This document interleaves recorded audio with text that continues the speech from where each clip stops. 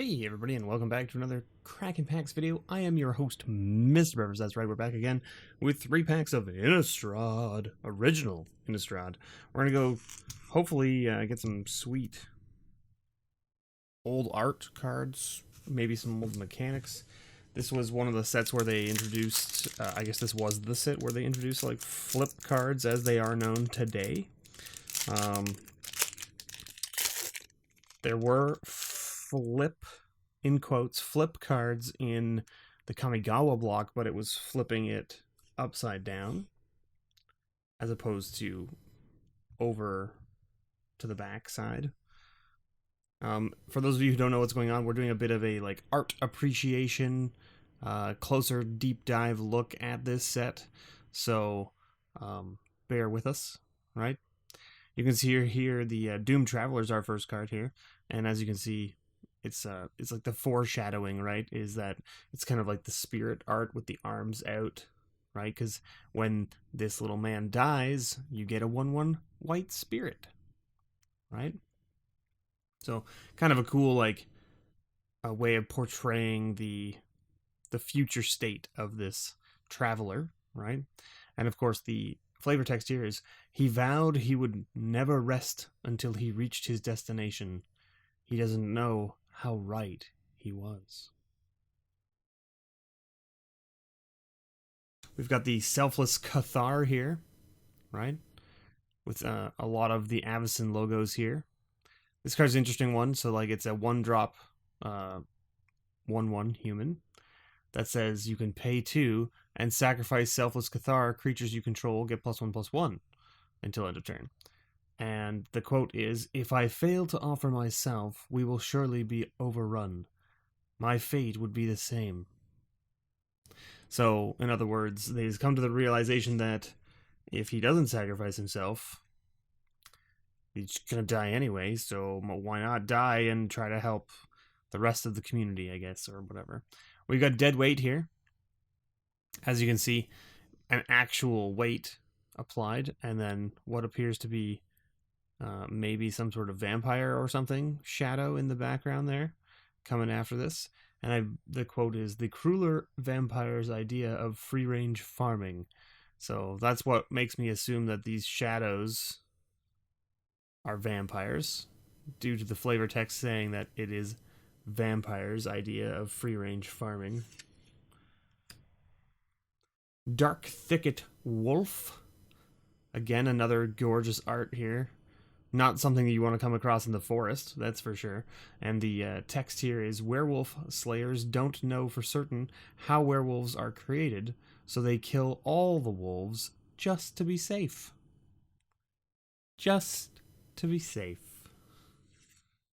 That's how you end up with extinctions and things. Mass extinctions. Ambush vipers. Humans being humans and not understanding how things work. That's how you end up with that kind of stuff. Ambush viper. This is what, Gabby's Viper Brood right there, right? Little 2/1 flash death touch creature. Really cool, really cool. And it says, "Living creatures seldom impress me, but I like this one," and that's Uta Falconwrath. Cool.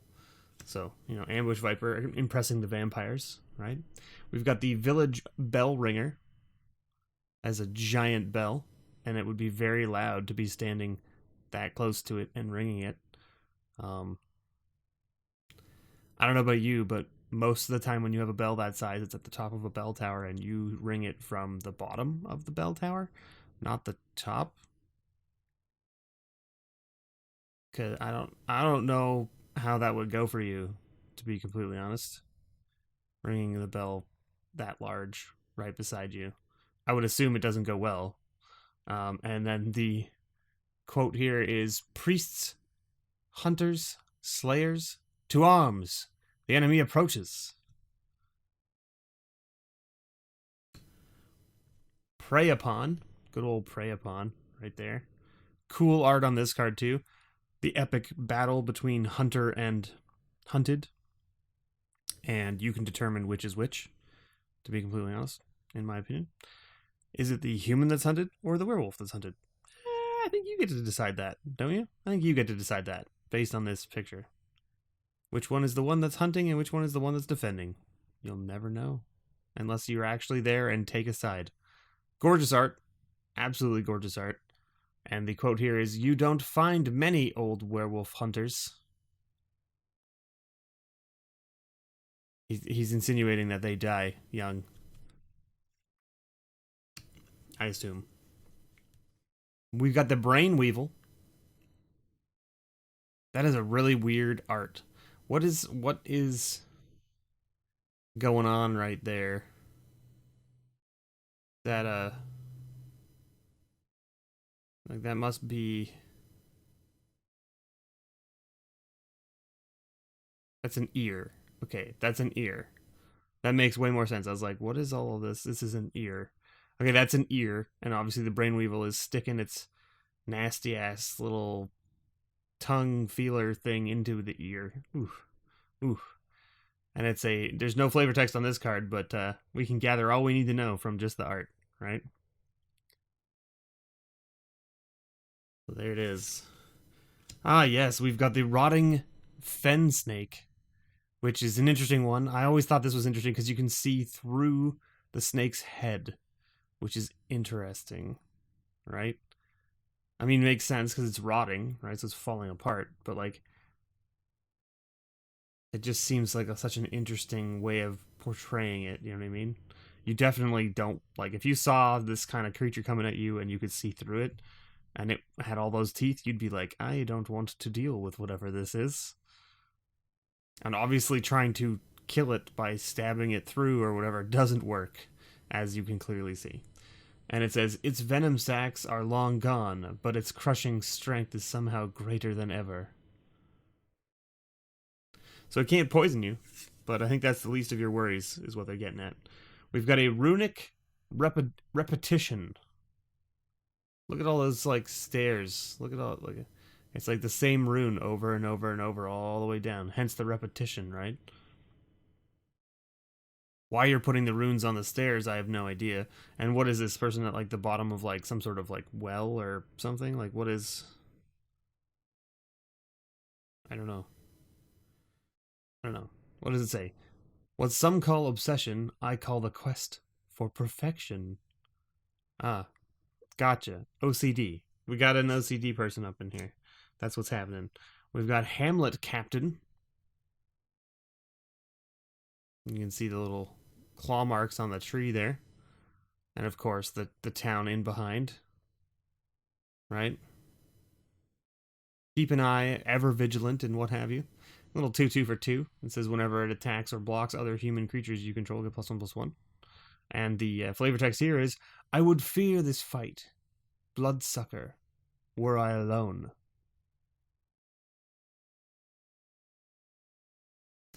Cool, cool. Geistcatcher's Rig.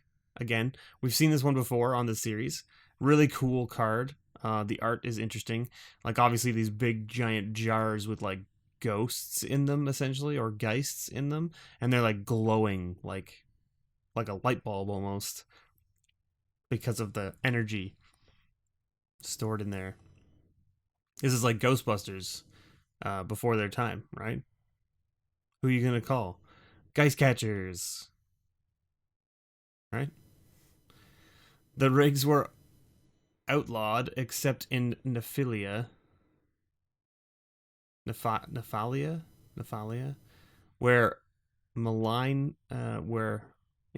where malign spirits are as plentiful as crazed inventors. Weird.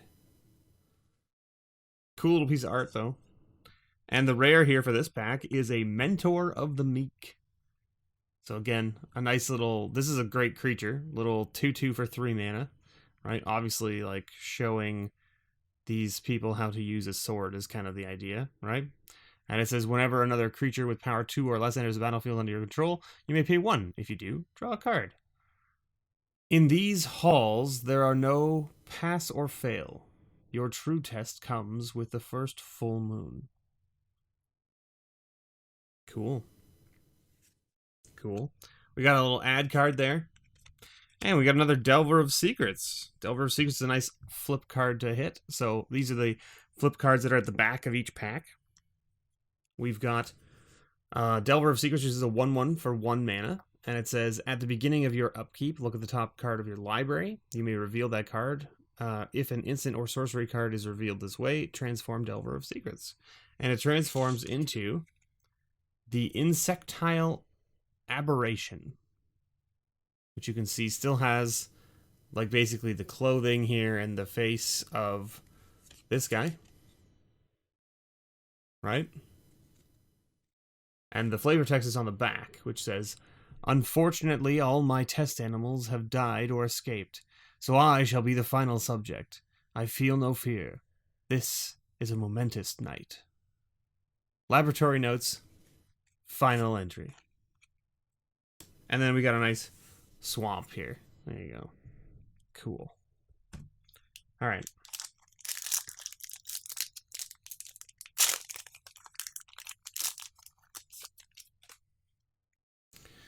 We've got an Altar's Reap. Gorgeous art on this one. And a great little card. So it's 2 mana instant that says as an additional cost, sack a creature, draw 2 cards. Great in any kind of like sacrifice aristocrats type deck, because you get to draw cards and sack a creature, and add instant speed. The demons don't care if you mutter niceties and act out ceremonies. Just kill him. Bishop Volpeg, servant of Gristlebrand. So he's like, just get on with it. It doesn't matter what kind of weird nonsense you're doing. Just get on with it. Forbidden Alchemy. Gorgeous looking art here too. Obviously tinkering away there. Building something. Do we know what? I don't know. Maybe. Maybe we don't. It says, look at the top 4 cards of your library. Put one of them into your hand and the rest into your graveyard. And it has flashback for 6, but no flavor text. We've got a Elder Cathar here. Handing over the sword, right? Gorgeous looking art again. Very, very well done. Right, and it says, the flavor text here is, my greatest hope is that you will surpass me in every way, consigning my name to some forgotten corner of history. Right? This is the hope of every, great man, right? Is that he hopes another great man will come by and essentially, make him forgettable. Right?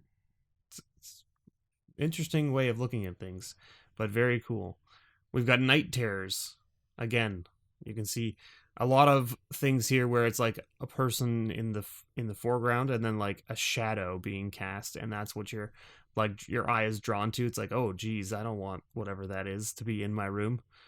And you don't get to see it, you only get to see its shadow, which is very cool. One of the things I like a lot about this set is that they played a lot with like shadows as opposed to just straight up just putting the thing that you're like supposed to be terrified of in the photo or in the picture or in the art, I guess. So anyway, we've got Night Terrors, and the flavor text here is, Innistrad is a place where dreams invade the mind and mere shadows exact a terrible toll.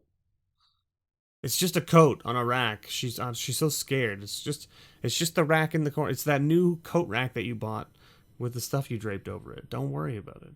It's not actually anything important. Isn't that's always the case, right? You put that new thing in your house, and then for weeks on end, you're like, why is that thing?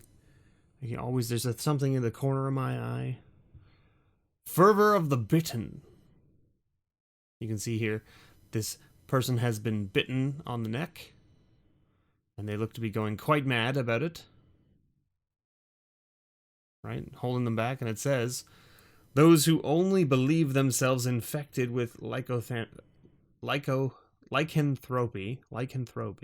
can be as dangerous as those who really are. So people who are like, oh my god, I'm turning into a werewolf. Right? Spectral Flight. Cool little like Geist type creatures here. Buzzing, this canyon or whatever you want to call it, right? And they've got, the church looks down on binding spirits into armor, but now I can look down on them. So You know, they're like, haha, take that. You said that I shouldn't do this, but now look at me, I can fly. Ghoul Raiser. Good old Ghoul Raiser. Got his shovel. Basically just Gravedigger's cousin, right? It's just what it comes out as, right? Because he's got the shovel. He's just like, wait up for me, cuz. I'm coming. And it says when it enters the battlefield, return a zombie card at random from your graveyard to your hand. So it only gets zombies back, whereas Gravedigger gets everything back. And then the quote here is, come, bring your brothers. Tonight you feast on living flesh. Gadar, Ghoul Caller of Nephalia. We've got a Chapelgeist here. It's an interesting look, right? You can see the head here in the middle, and then what appears to be some chains possibly wrapped around. A lot of like spirits from this time, like this block, are like very like wispy with like lots of cloth and stuff like hanging off of them, and then chains as well. Really cool aesthetic. Anyway, it's a 2/3 flyer, 4/3, and it says, death has bound it with chains of past regrets. Forever it searches for atonement, each kindness removing a single link.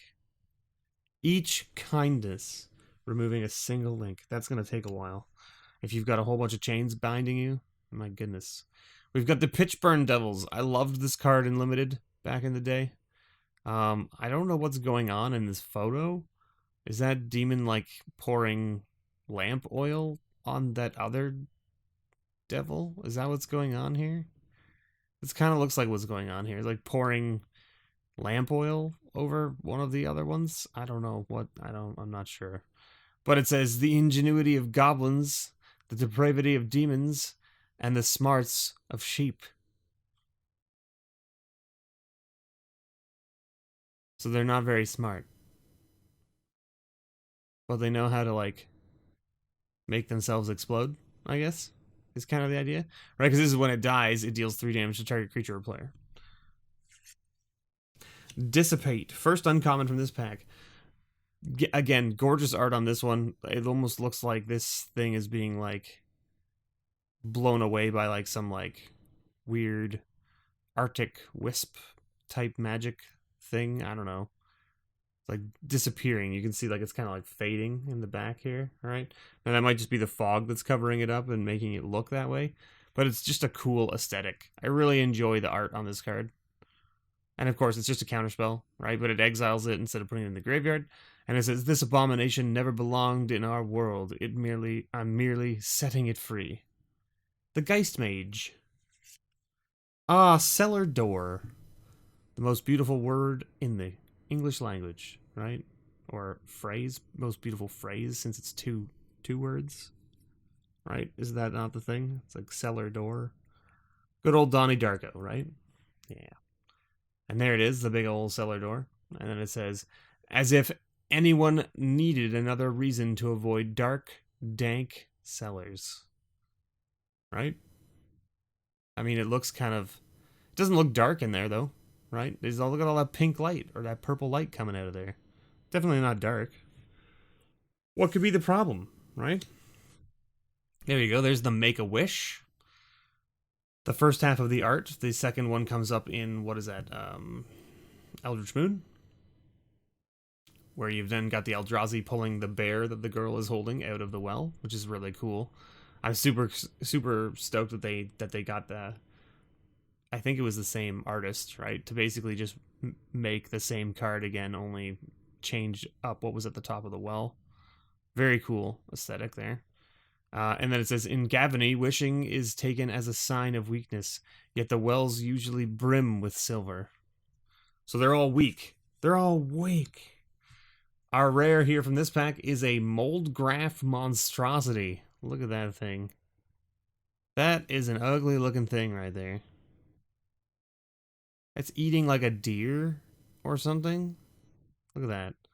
Like, you don't know how big this is, right, from context. Like, if you just see this piece, you're like, oh, it's just like, it's, like a deer size, maybe a little bit bigger than a deer size, and these are like small sapling trees. No, that's a deer down there.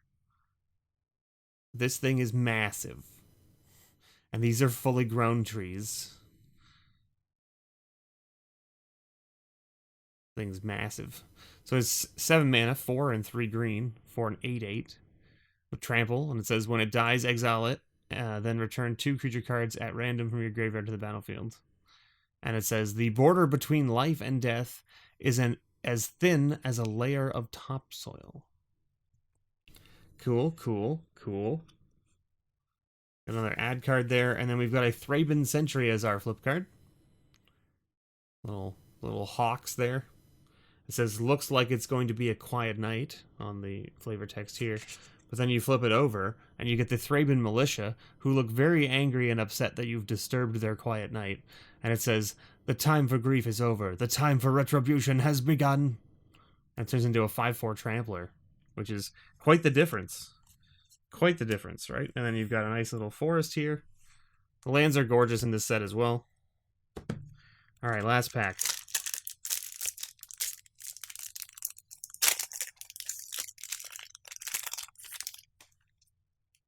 We've got the Feral Ridgewolf here. Little 3 mana, 1/2 wolf. Very red art. You know what I mean? Like they've incorporated the red of the card into the art quite well here. Right? And then the flavor text is, the wolves no longer hunt just to feed. They kill for sport or for some madness behind their eyes. Crossway Watcher. Gotta be careful when the wolves start hunting you for, you know, not for just food. We've got Altar's Reap again here. There you go. Right? Avacyn's Pilgrim. That's a good one. Little 1/1 for 1 green. Well, you can tap it to add a white. Art looks gorgeous on this as well. You know, on a pilgrimage there across the lands. And it says, Avacyn's protection is everywhere. From the holy church to the sacred glade, all that we see is under her blessed watch. We've got a Blazing Torch. This one's always interesting to me because it's like says Blazing Torch, but then it's just the Avacyn symbol on fire. So I don't know if it's actually supposed to be a torch or whether they've just decided to light the Avacyn symbol on fire to help maybe reinforce the blessing of Avacyn against the, you know, the werewolves and zombies and vampires and things.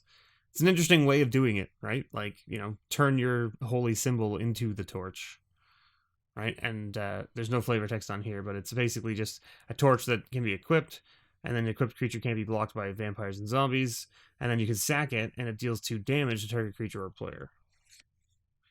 We've got a Deranged Assistant, working this weird contraption here with the runes all around the center. Such a weird aesthetic. Like, this card is so much different than, like, the rest of the art in this set. Now that I'm looking at it a little closer. Like, what is this weird machine that this guy's working on? I mean, there have been a few other cards that are very, like, you know, similar with, like, machinery and stuff, but, like, I don't know, this one looks a lot weirder. Like, it just looks like a hodgepodge of things thrown together to make some sort of device. And then, of course, you've got Garl, adjust the slurry dispensers. Garl, fetch more corpses. Garl, quit crying and give me your brain tissue. If he doesn't stop being so rude, I'm quitting. Good old Garl. Poor Garl. Brimstone Volley. There you go. This is, you know, everyone's worst nightmare, having a volcano erupt near them and having, like, brimstone rain from the sky. Not ideal at all. Not an ideal situation to be in. And as you can see here, it just deals 3 damage to target creature or player, or if something already died this turn, it does 5 damage. So the more things that are dead, the more brimstone that you get hit with.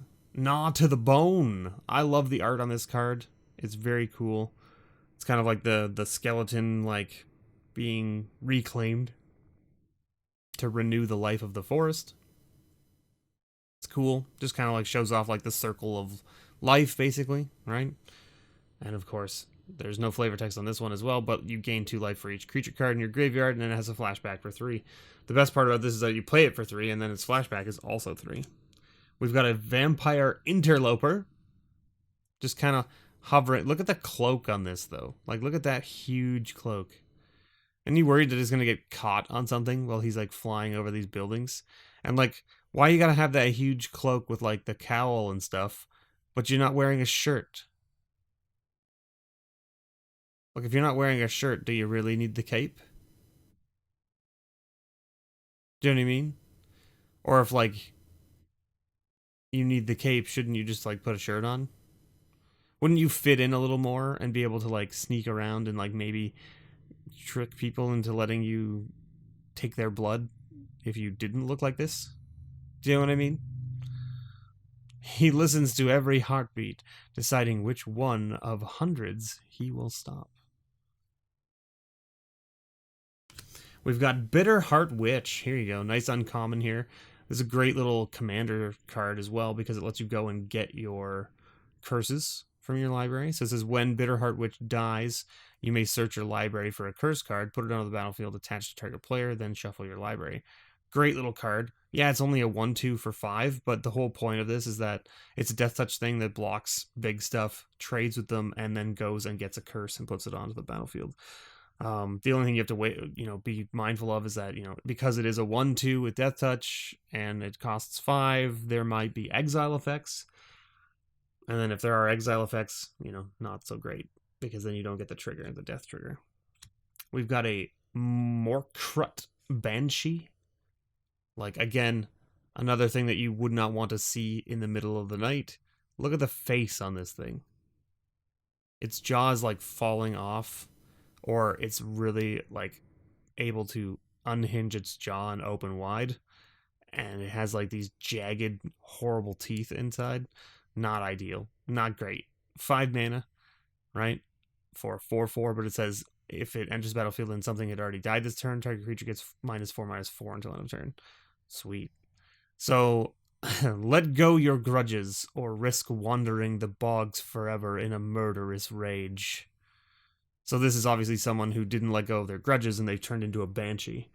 And that's not great. We've got Murder of Crows next. So it's just, just a bunch of crows. No, there's no murder here. Don't worry about the murder. The murder is just how many there are. And that just means it's just a bunch. It's just a bunch of crows. It's fine. It's fine. Nothing's gonna... Oh my god, it's a 4/4. So yes, it's a 4/4 flying bird group, I guess is what I would call it. And it says whenever another creature dies, you may draw a card. If you do, discard a card. So let's do loot, which is kind of cool. And then our rare, a Rooftop Storm. Rooftop Storm is a great little card. The art on this is sweet as well. As you can see, collecting that lightning for the powering of your machines in the basement and your weird mad contraptions and such. Very Frankenstein-esque, right? That's what the point is here. They definitely captured the aesthetic and got there, right? In my opinion. It says, let those idiot priests tremble. A new era in unlife begins here and now. Oglor, rise the lightning vein. Raise the lightning vein. Oglor, raise the lightning vein. Stitcher Giraffe. That's the one. Stitcher Giraffe. There you go. And this one's great because it says you may pay 0 rather than pay the mana cost for zombie creature spells you cast. So it just makes your zombies free, which is awesome. And then we have a demon token. There's our first token. The other ones were just add cards. There's your 5/5 demon. Held together by like some weird like brackets or staples or whatever you would call them. Then you've got your flip card. Then you've got a Screeching Bat. So the interesting thing here is that you didn't have the add and the land on the back. You had the flip card on the back. Because there's actually still another card behind it, which is a foil or another flip. So we'll see in a sec. We've got Screeching Bat, which of course is, a nice little 2/2 flyer for 3. And then at the beginning of your upkeep, you can pay 4. And if you do, you flip it. And when you flip it into Stalking Vampire, which is a 5/5, but it loses flying. But it's a 5/5.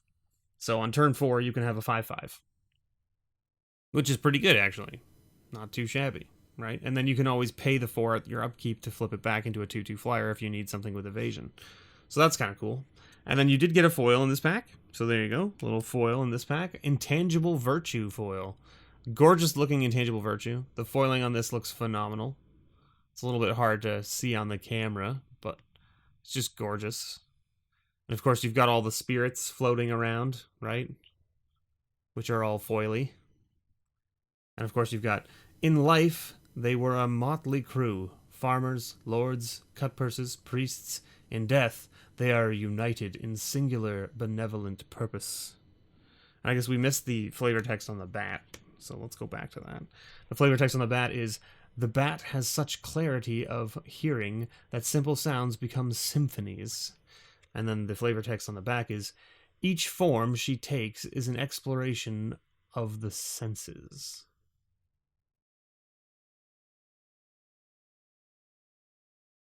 So there you go. Cool. Anyway, that's it for the Innistrad Art Appreciation series. I hope you enjoyed it. Thank you so much to Brad for sending me the box and letting me open it up. And thank you so much, everyone, for watching. I hope you all enjoyed. I know it was a little bit of a long video, but that's because we do a sort of a deep dive. Thank you so much for watching, and as always, may your pulls ever be better.